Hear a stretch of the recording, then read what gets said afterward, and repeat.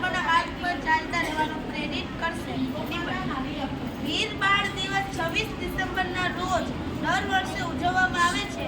આ દિવસનો ઉદ્દેશ્ય શીખ ધર્મના 4 વીર બાળકો સાહિબજાદા અજીતસિંહ, જોરાવરસિંહ અને ફતેહસિંહના બલિદાનને યાદ કરવો છે। આ દિવસ ભારતના શીખ સમુદાય માટે ખૂબ જ મહત્વનો છે અને એ બલિદાનની કથાઓ તમામ લોકો માટે પ્રેરણારૂપ રહેશે।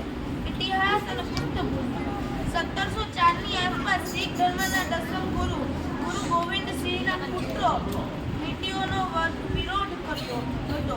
મોગલ શાસક વઝીર ખાને આ બાળકોને પકડ્યા અને તેમના ધર્મ પરિવર્તન